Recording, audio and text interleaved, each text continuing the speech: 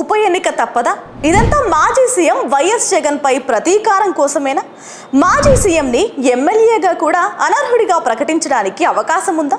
చట్టం అలాంటి వెసులుబాటు కల్పిస్తుందా? లేకపోతే ఏదో ఒక అంశాన్ని చూపించి జగన్ మీద వేటు వేయడానికి వ్యూహరచన జరుగుతుందా అనే అనుమానాలు ఇప్పుడు ఏపీలో హాట్ టాపిక్ గా మారాయి.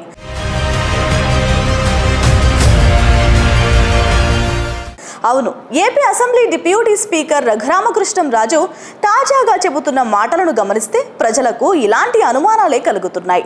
తనకు దక్కవలసిన ప్రతిపక్ష హోదా ఇస్తే తప్ప తాను అసెంబ్లీకి వచ్చేది లేదని జగన్ భీష్మించుకుని కూర్చున్నారు.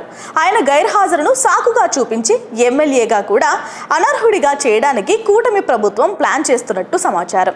వరుసగా అసెంబ్లీకి రాని వారి గురించి చర్యలు తీసుకోవడానికి చట్టంలో నిబంధనలు ఉన్నాయని, 60 రోజుల వ్యవధిలో సెలవు కోసం దరఖాస్తు చేసే పరిశీలిస్తారని, లేకపోతే 60 రోజులు దాటిన తర్వాత ఆటోమేటిక్ గా ఎమ్మెల్యేగా అనర్హుడు అవుతారని అంటున్నారు డిప్యూటీ స్పీకర్ రఘురామ. పులివెందులకు ఉప ఎన్నిక వస్తుందని కూడా ఆయన జోస్యం చెబుతున్నారు.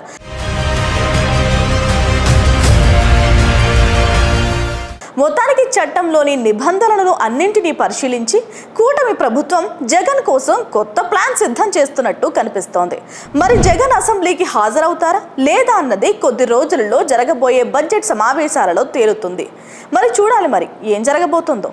Please subscribe .news.